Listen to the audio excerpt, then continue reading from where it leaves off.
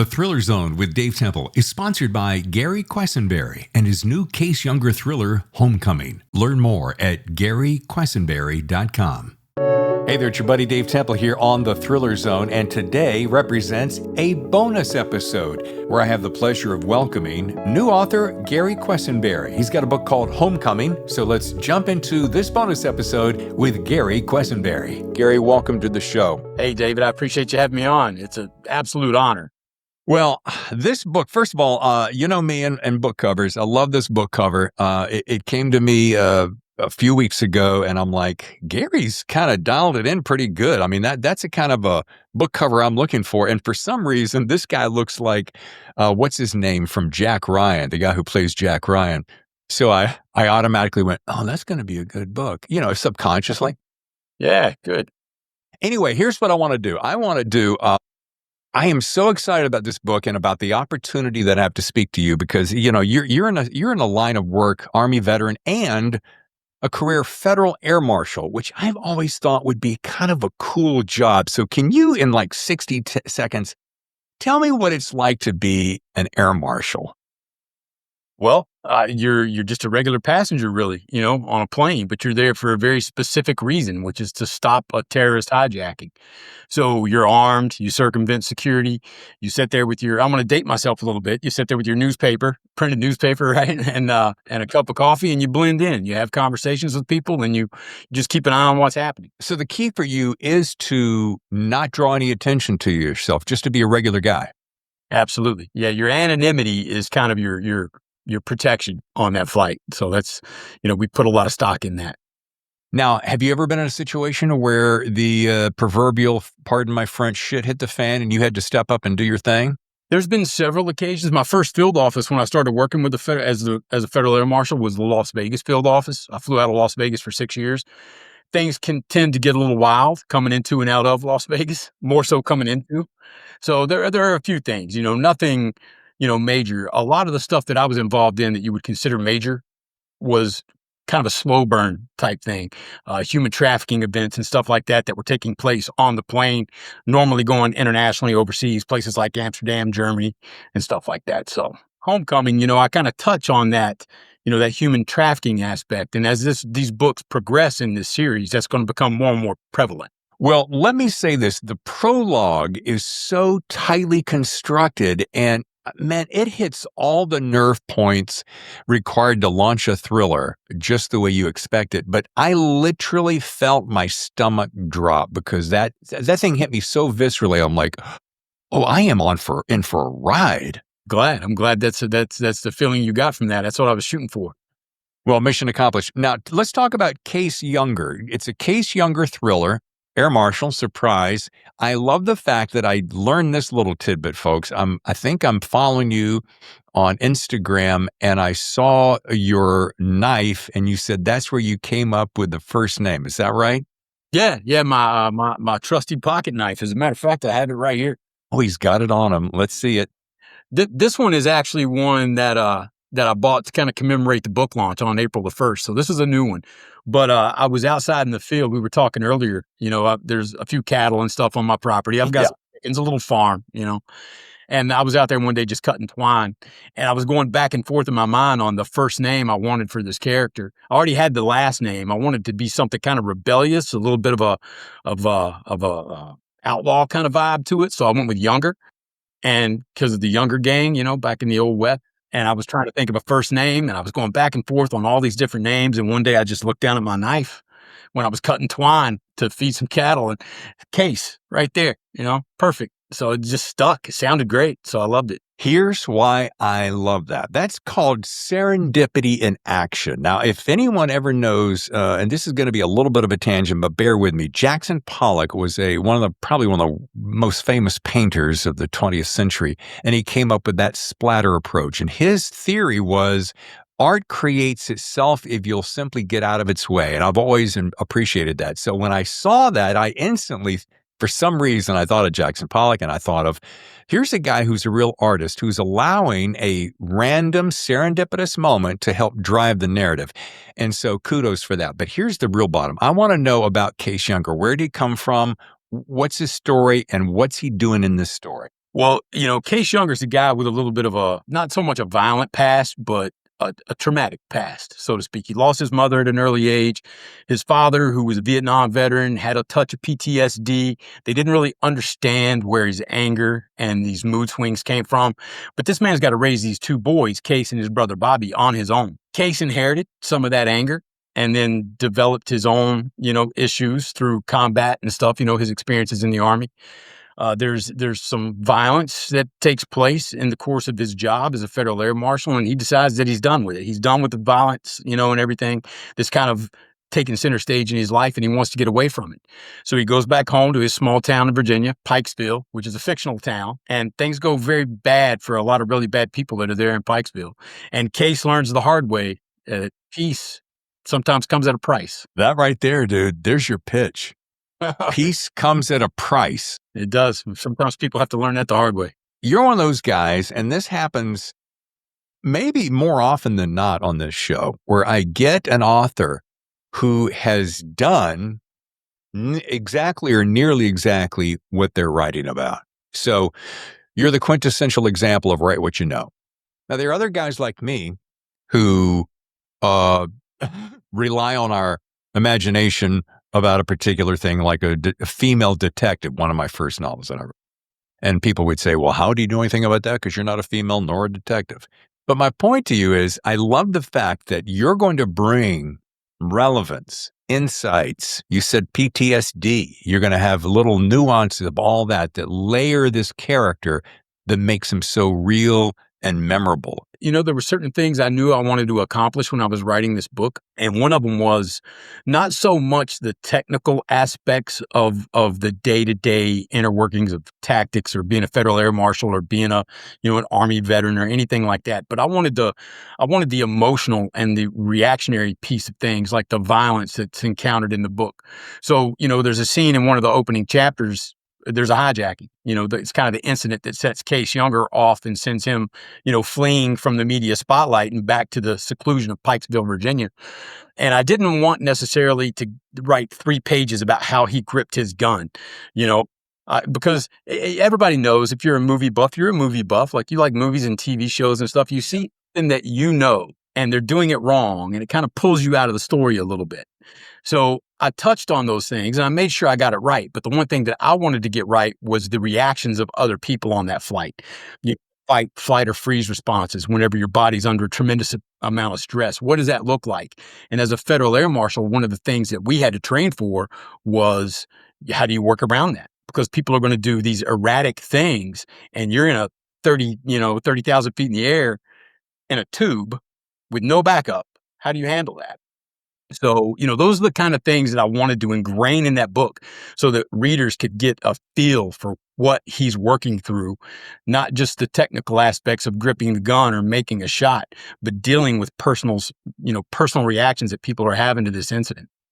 2 things popped in my head right there. One is what both my sister and my wife suffer from, which is claustrophobia. So they don't do real well in a tight spaces. And it made me think of when you're on a flight, and you just said this, you're now in a confrontational situation. There's really no way out. So A, you can't be claustrophobic. B, you got to be really have some novel ideas on how to disarm a situation. And the other thing is, when you bring this kind of experience to the story, I appreciate the fact that the guys like you, and I think of Jack. Now, Jack Carr is a little bit different. He'll give you every minutia of detail about every grain of ammunition that's in a bullet, right? Mark Graney will do similarly, and that's great. That's their world. But I kind of appreciate the fact that you said he picked up a gun, he shot the guy, versus he picked up this gun, and this is its heritage, and this is what it does, and this is the speed velocity of the bullet and so forth. Kudos to you for that. That's what I'm trying to get. I appreciate it. And, the one thing I wanted was, the people that are fans of Jack Carr, Mark Graney, and guys like that, who they do go into a great amount of detail. I wanted people to be able to pick that book up. And there's a scene where he's lining his sights up on his threat, on the airplane, and everything that's going through his mind, what's to the left, what's to the right, what would happen if he missed, all the stuff's running through his mind. I want people that understand those things, military veterans, law enforcement officers, and people that have been in those types of situations. I want them to read this book and say, okay, he knows what he's talking about, but not go into so much detail that, people are skimming through the pages trying to get to the end of that description. And they get more into, like I said, the visceral reaction to that level of violence is what I was more interested in conveying to the reader. So well done.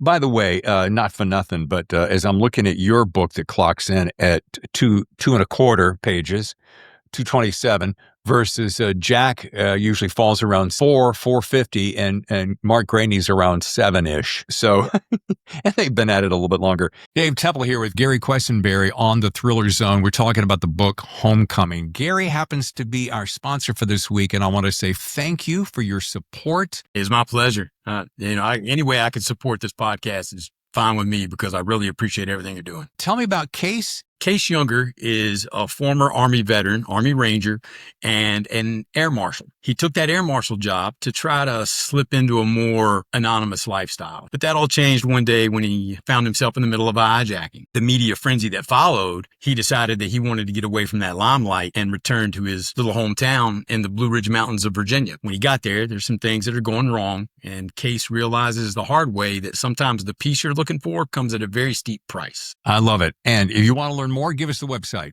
You can find everything you need to know on my website. That's GaryQuessenberry.com. So it's GaryQuessenberry.com. But I'm telling you something, you can tell, reading your style, you can tell you've been there, you've done that, you got insights, and you just said something that it triggered my mind, and I wanted to bring this up. And I've often thought about this. When when a person has a gun in their apartment and they're, just wanted to, protect themselves, people have to think about the fact of what the caliber of that gun is, well, I'm not going to use the right word, what kind of bullet you have in there. Because if it's an apartment complex and a guy comes in the door and you go to shoot him, you have to be thinking of, correct me if I'm wrong, where that bullet will go through walls, usually in thinner walls in an apartment complex, so other people may be in danger. I'm pretty close to that, right? Yeah, absolutely. That's one of the 4 cardinal firearm safety rules, is always be aware of your target, backstop, and beyond. So people are always asking me because, once I got out of the Air Marshal service, I started teaching a little bit, some personal defense stuff. Some of that dealt with firearms, hand-to-hand, situational awareness courses and stuff like that. And, I always tell them, like you were saying, if you live in an apartment, you don't want a super powerful, AR or something like that that's going to, go through 3 or 4 walls. And then also, the type of bullet that you're using, whether it's a hollow point, ball, jacketed ammo, that all has an impact on the safety of the people beyond what it is you're shooting at. As an Air Marshal, the one question we used to get all the time was, do you guys shoot some kind of special bullet, like it hits something and disintegrates and blah, blah, blah? Like, no, it's just a regular bullet. And everybody's like, well, what if you miss? Isn't everybody going to get sucked out of the aircraft, or, if there's a hole in it? And no, that's Hollywood. An airplane is just one giant controlled leak in the first place. You could blow that thing full of holes. It's going to be just fine. Okay, now you have just then now officially blown my mind, because I have completely bought hook, line, and the aforementioned sinker that if you shot a gun in an airplane, everyone would be sucked out the window or the hole or whatever, yeah. Makes for great, images on movies and television shows and stuff, but that's not the case. There's been aircraft that have actually, sustained grenade blasts on the inside at elevation, or a certain elevation. Depending on how high up you are, there's more pressurization in the cabin, so the less damage it can sustain and still be okay. But if a pilot, a grenade could go off and a pilot can drop you down to 10,000 feet, equalize that pressure, and you're going to be just fine.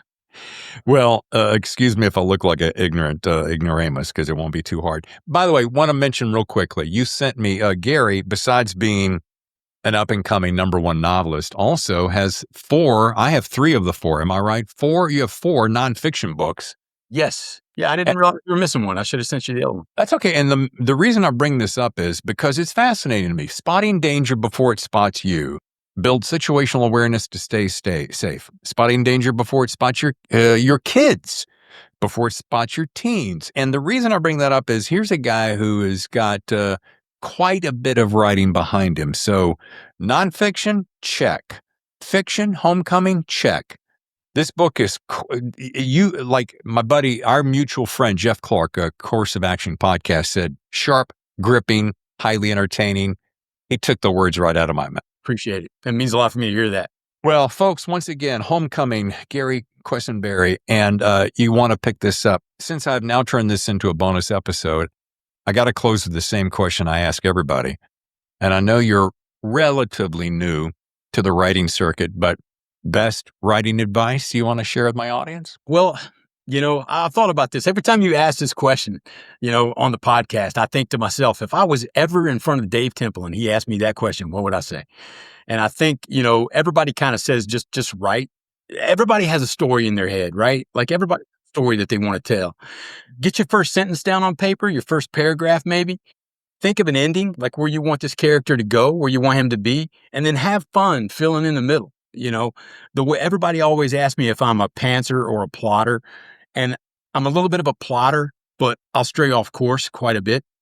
And I've always looked at it as like a land navigation course, like in the military. So I have my start point, that first paragraph. I have my ending. This is where I want this guy to go.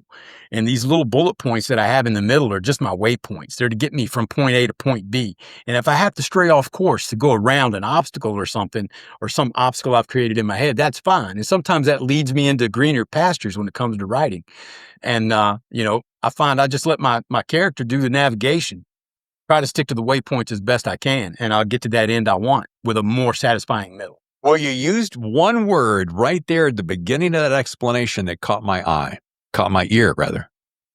Have fun. There you go. And I think this is something that sometimes writers get a little bit they lose track of it. Yeah, I've got my beginning, I've got my end. Oh, geez, think of everything I've got to do in the middle versus, hey, let's have fun here. Let's see where it goes. Yeah, absolutely. And you'll be amazed at what your characters will lead you into. And I always thought that was a bit of like, I don't know, kind of weird. People would say, well, let your characters guide you. This is a dude I'm making up in my head. How's that ever going to happen? And I thought that way until I actually started writing. And I realized that these people have a trajectory, and even though I'm the one making it up, there's certain things that the more I got to know these characters, the more I would realize, well, Case wouldn't do that.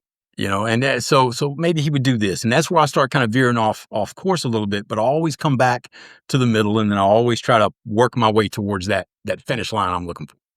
Can't negate the fact that there is some form of a muse. If you've ever been an artist or had any artistic inclinations, be it a canvas or sketching or singing or whatever it is, you have to know that there's some kind of still small voice that pushes you in that direction. And if, in my opinion, my theory, if you just relax and lean into it and allow that to happen, you're going to be very satisfied, and you're going to come up with that inner small voice that says, hey, here's a story. So I love that.